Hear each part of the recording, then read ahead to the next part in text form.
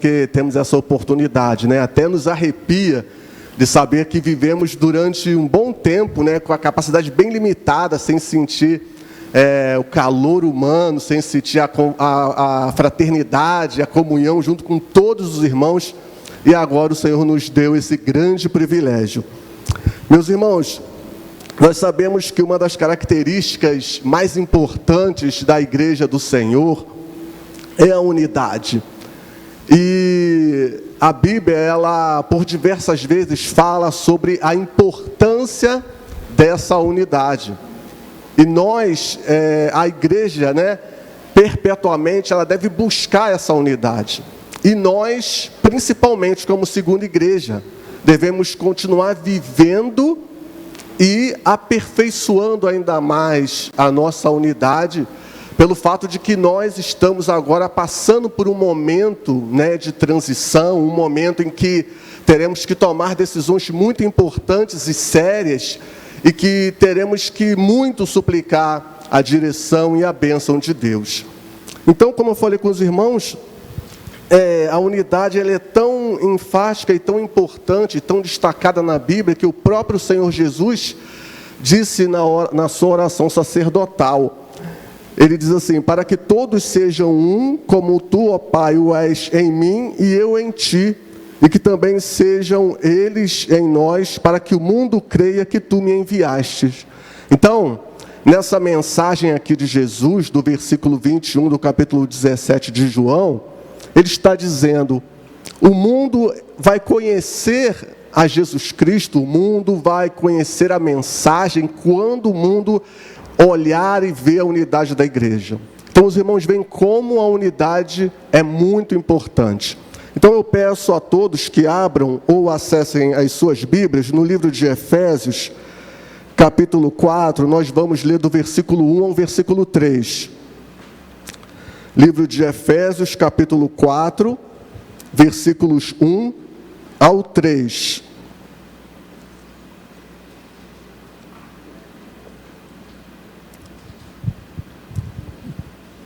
O apóstolo Paulo ele também deu grande ênfase à questão da unidade. Ele destaca a unidade no seu livro em Romanos, 1 Coríntios, Filipenses e principalmente aqui nesse texto que nós estaremos lendo.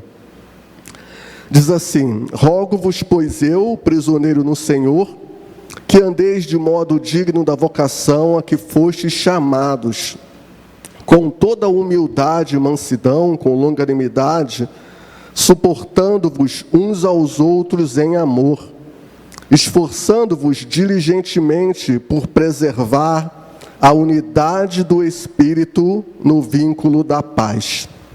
Deus Todo-Poderoso, Criador dos céus e da terra, nós queremos nessa hora suplicar a Tua bênção para as nossas vidas, ó Deus. Fala aos nossos corações, ó Deus, e que acima de tudo possamos ter a disposição de praticar a Tua palavra, ó Deus, e de entender a Tua mensagem. Nós oramos agradecidos mais uma vez, em nome de Jesus. Amém. Então aqui ele está escrevendo para a igreja em Éfeso, e ele começa dizendo: rogo-vos, irmãos. Esse rogar aqui do apóstolo Paulo é um apelo que ele está fazendo, é uma exortação, tanto é que em algumas versões está: eu exorto a vocês. Então não é um apelo que ele está fazendo para que a igreja pudesse ter a opção de acatar aquele apelo ou não. É um apelo e uma exortação, mas de um chamado à igreja para que ela pudesse cumprir um determinado dever.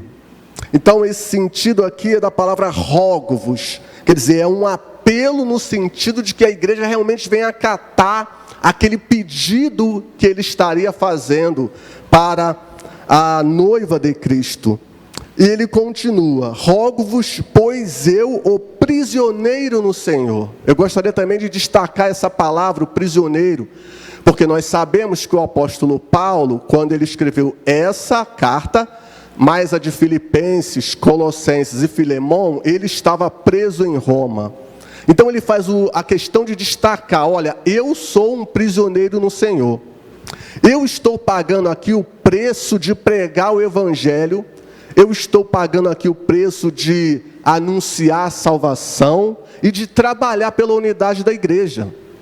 Então ele está fazendo esse destaque para que a igreja de Éfeso e todas as igrejas às quais a carta iria chegar, porque ela também foi destinada às igrejas da Ásia Menor, para que elas pudessem ter essa consciência, porque já que ele estava sofrendo ali, ele estava abrindo mão da sua liberdade, a igreja também poderia fazer um esforço para atender aquele apelo que ele estava fazendo.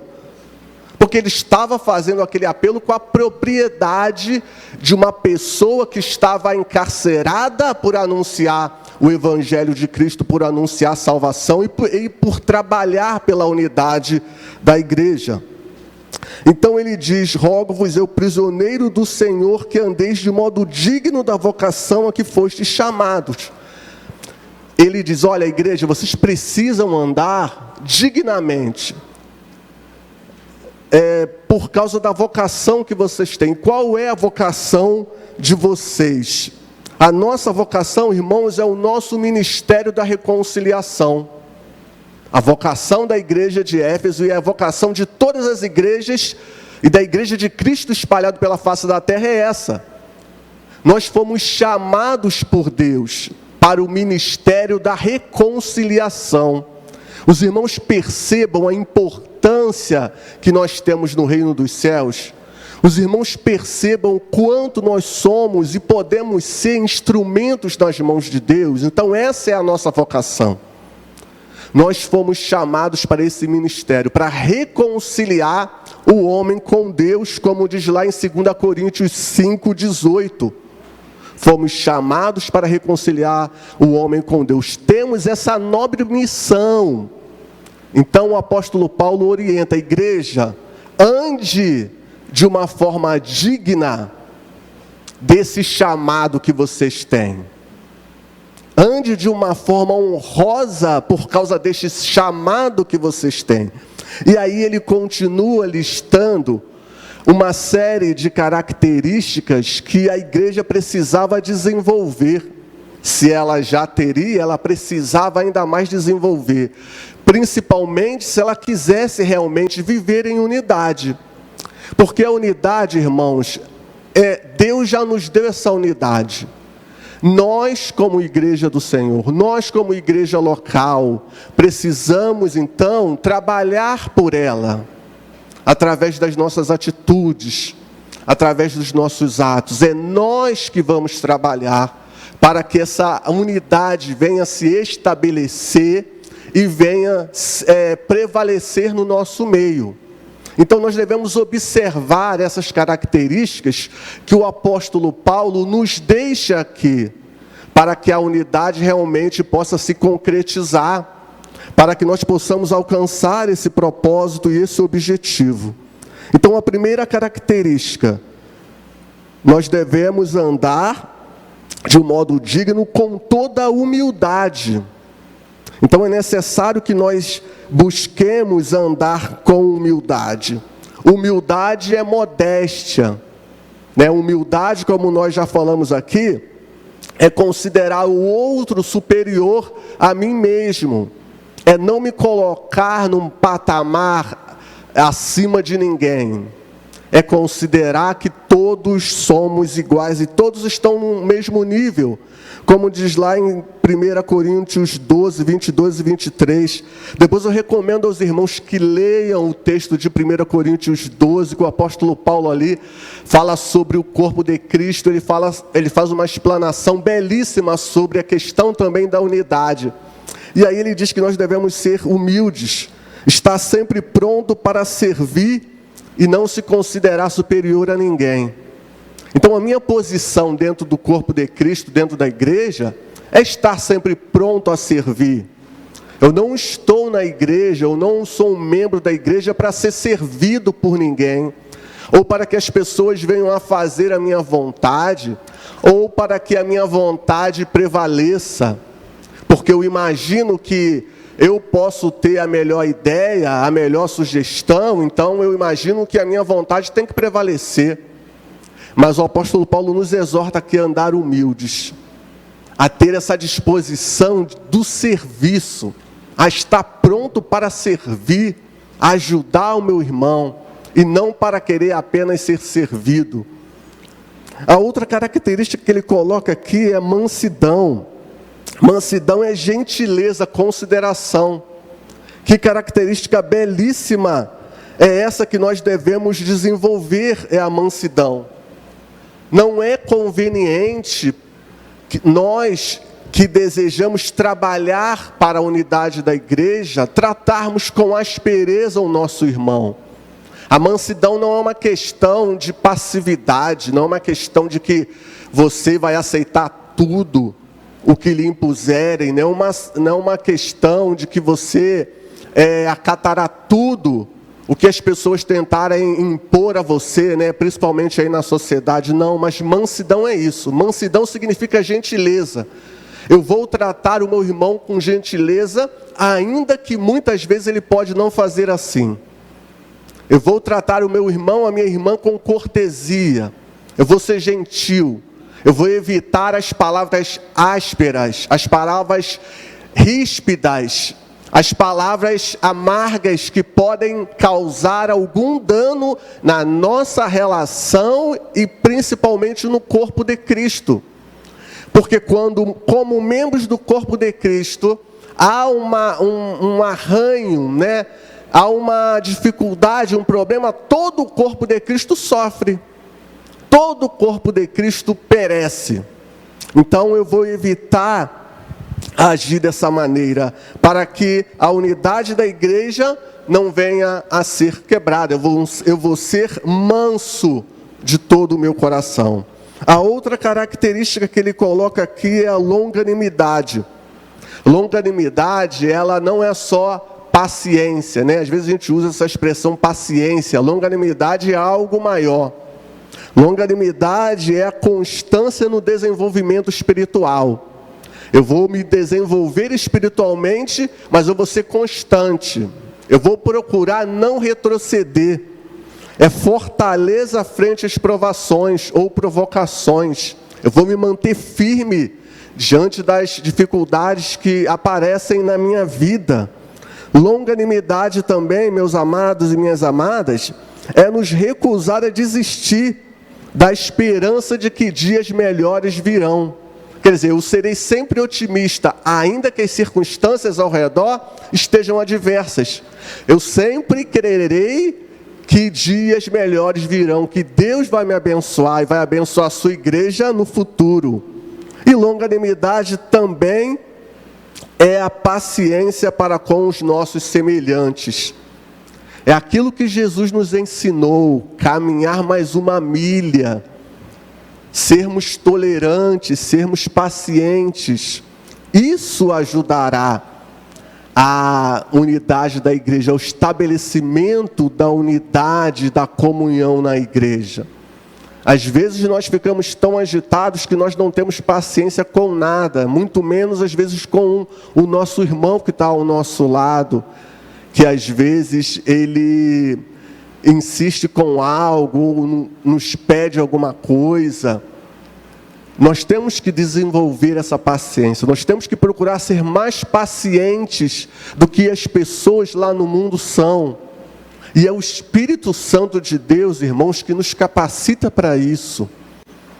O apóstolo Paulo, ele nos dá essas recomendações, nos traz essa orientação, essas orientações, sabendo que é o Espírito Santo de Deus que vai nos capacitar.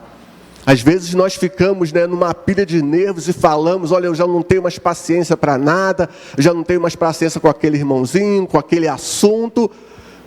Mas a palavra de Deus nos diz que nós devemos revigorar-nos a cada dia. Nós devemos repensarmos sobre a nossa atitude de sermos pacientes. Então nós devemos ser pacientes. E aí ele continua dizendo, suportando-vos uns aos outros em amor. Os irmãos percebam que todas essas características que o apóstolo Paulo coloca aqui, tem a ver com a nossa relação dentro da igreja, as nossas relações interpessoais. Então nós devemos ser humildes, tem a ver a relação que eu vou ter com o meu irmão. Não me considerar superior a ele, não achar que ele é inferior a mim. Eu vou ser manso para com ele, tratá-lo com gentileza. Eu vou ser longânimo, ser paciente, com ele. E também eu vou suportar. É engraçado, é interessante que ele fala que nós devemos suportar-nos uns aos outros em amor. Então, às vezes eu imagino que eu estou sendo tolerante demais ao suportar algum irmão ou alguma irmã, mas só que eu esqueço que tem outros irmãos também me suportando. Às vezes eu imagino que é só outro irmão ou outra irmã que pode ser inconveniente uma hora ou outra, mas eu também posso ser, porque nós somos falhos, nós cometemos erros, e nós temos que compreender isso. Nós somos tolerantes e compreensíveis com os nossos erros, com as nossas falhas, e sempre procuramos justificá-los. Mas quando é em relação a outro, nós somos muitas vezes intolerantes. Então nós devemos procurar suportar-nos uns aos outros. Suportar o meu irmão e a minha irmã. Assim como eu quero que também as pessoas me suportem. Assim como eu quero também que as pessoas sejam tolerantes para comigo. E aí ele continua dizendo aqui no versículo 3, esforçando-vos diligentemente para preservar a unidade do Espírito no vínculo da paz. Ele está dizendo, igreja, seja zelosa, atue de maneira intensa para que a unidade seja preservada. No vínculo, quer dizer, no elo da paz. Porque nós temos a nossa paz com Deus. Essa paz que ele está dizendo aqui, como a gente sempre destaca, não é a questão de ausência de guerra. É a paz que nós temos com Deus. Por quê? Porque nós fomos reconciliados com Ele. Nós não somos mais adversários e inimigos do Senhor. Nós não vivemos mais em oposição a Ele. Nós temos a paz com o Senhor. Nós temos paz com Deus. E por causa desse vínculo, desse elo, nós também devemos nos esforçar para preservar a unidade. Então, a unidade da igreja, ela depende de cada um de nós. O êxito dessa unidade vai depender de cada um de nós. Então, nós precisamos, a cada dia, irmãos, desenvolvermos essas características que o apóstolo Paulo nos falou aqui. Nós não podemos entender e achar que eu sou dessa maneira e eu não vou mudar, e eu continuo batendo o pé e eu não abro mão disso, eu sou assim mesmo. Não. Nós precisamos estar com o coração aberto para que o Espírito Santo de Deus venha nos transformar. Para que o Espírito Santo de Deus venha nos moldar.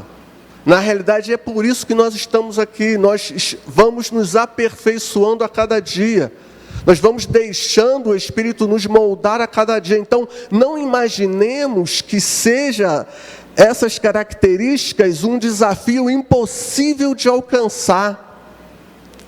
Se eu sou muito impaciente, eu vou pedir a Deus e vou suplicar para que o Senhor venha trabalhar na minha vida, para que eu seja paciente, em prol do reino dos céus, em prol da unidade da igreja. Então, a unidade do Espírito que o apóstolo Paulo menciona pressupõe uma vida em comunidade, em que haja o esforço para continuar aquilo que o Espírito Santo já apresenta. Então, os irmãos percebam, tanto nas orientações neste texto, como em outros textos da Bíblia, essa unidade é uma união mística. O próprio texto que Jesus fala lá em João 17 diz isso. Assim como Cristo é um com o Pai, que eles sejam um conosco. Então, a nossa unidade forma uma unidade só também com o próprio Cristo e com Deus. E essa unidade é que faz com que a igreja avance. Essa unidade é que faz com que as pessoas percebam lá fora, aquelas que ainda não encontraram-se com Jesus, percebam que Jesus veio ao mundo e morreu por todos eles. É a unidade da igreja que vai chamar essa atenção deles, a unidade da igreja que vai despertar isso neles. Então, é necessário que nós entendamos isso. Somos convidados a superar as diferenças que nos cercam e caminhar na direção de Cristo. Porque nós não podemos imaginar que unidade seja uniformidade. Que todos venham a agir sempre da mesma forma, ter a mesma opinião, andar do mesmo jeito, ter o mesmo corte de cabelo, vestir o mesmo tipo de roupa. Isso é uniformidade. Mas a preciosidade da unidade é essa característica. Somos pessoas diferentes, temos opiniões diferentes, temos pontos de vista diferentes, mas caminhamos em prol de um mesmo propósito. Agimos em prol de uma mesma união. Caminhamos sim numa mesma direção. Essa é a beleza do Evangelho, essa é a beleza da unidade da igreja. Como pode pessoas diferentes, pessoas que vieram de contextos diferentes, pessoas que vieram de lugares diferentes, pessoas de culturas diferentes, se unem e vivem a unidade do Senhor. O apóstolo Paulo destaca isso também no início da epístola aos Efésios. Ele estava destacando e dizendo que os judeus e os gentios já não havia mais barreira de separação. Eles eram um a partir da igreja do Senhor. E é assim também conosco. Nós somos diferentes, mas nada disso nos impede de vivermos em unidade na igreja do Senhor. Há diversidade na unidade. Apesar de haver um único corpo, há muitos membros e cada qual dotado do seu próprio dom. Os irmãos se lembram também, lá no texto de 1 Coríntios 12, 14 a 21, o apóstolo Paulo comparando a igreja a um corpo e falando que todos os membros do corpo são importantes, têm uma igual importância, e destacando que cada membro precisa um do outro. Cada membro tem ligação um com o outro. Assim, por isso ele comparou a igreja a um corpo, e cada um vai desenvolvendo o seu próprio dom. Ele também destaca isso.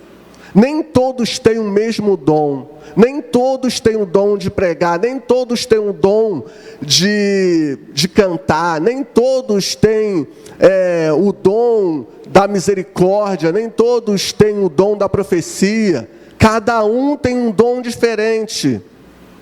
E na conjunção desses dons, na cooperação desses dons que formam a igreja, nós estaremos caminhando unidos, nós viveremos em unidade.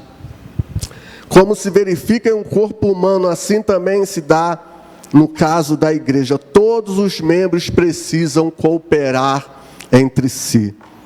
A diversidade de personalidades e experiências é uma bênção que pode nos enriquecer muito. Deus deseja abençoar a nossa caminhada por meio da companhia dos outros. O caminho pode ser difícil, mas o resultado é compensador.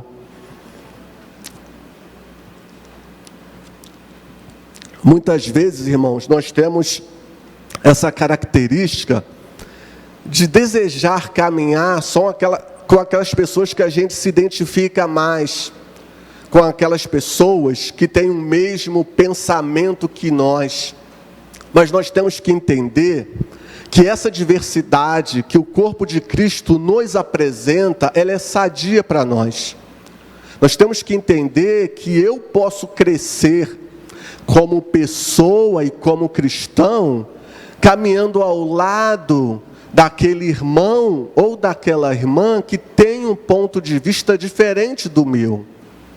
Então nós temos que encarar isso como uma bênção. A diversidade que existe no corpo de Cristo é uma bênção que nos enriquece e que nos faz crescer.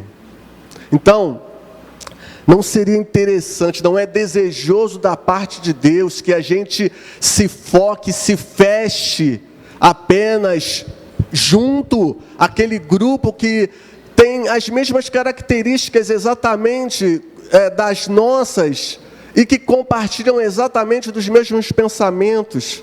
É necessário que a gente venha ampliar o nosso escopo de visão, o nosso escopo de relacionamentos, para que a gente possa caminhar em unidade e cumprir assim o propósito de Cristo. Nós podemos ter diferenças de opinião? Podemos. Isso não vai impedir a unidade da igreja. Eu preciso respeitar a opinião do meu irmão, assim eu devo fazer, porque não é sempre a minha opinião que vai prevalecer. Se eu não entender isso, como a igreja vai trabalhar e vai viver a unidade? Se eu não entender que mesmo divergindo do meu irmão, eu tenho que respeitar a sua opinião e acatar a vontade da maioria da igreja, como nós viveremos em unidade? Então nós temos que ter esse espírito de cooperação, esse espírito de humildade, sabendo que tudo isso eu estaria fazendo, quando eu abro mão de algo, eu estaria fazendo para a glória de Deus. Que tenhamos em comum a mesma esperança no Senhor, a mesma fé e o mesmo amor, que possamos compreender que fomos chamados para viver em unidade, e mais compreender que possamos agir e viver desse modo. E como eu falei no início, irmãos, nós temos muitos desafios pela frente. Nossos desafios são imensos. E se pretendemos obter êxito em todos os desafios que temos pela frente, é mais do que necessário, é imprescindível que nos esforcemos para viver a unidade proposta pelo Senhor. Cada um de nós precisa se comprometer com essa verdade. Seja a Segunda Igreja Batista, seja qualquer outra agência do Reino de Deus. Mas nós, ainda mais, por causa do momento em que nós estamos vivendo, nós precisamos trabalhar para que essa unidade venha prevalecer, para que a igreja continue avançando na proclamação do reino dos céus.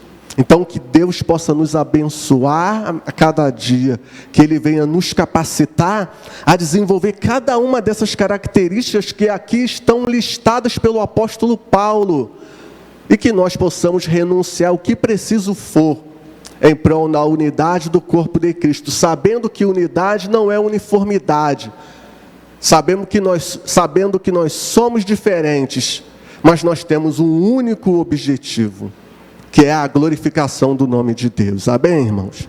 A palavra está com o dirigente. E que todo o povo de Deus diga amém.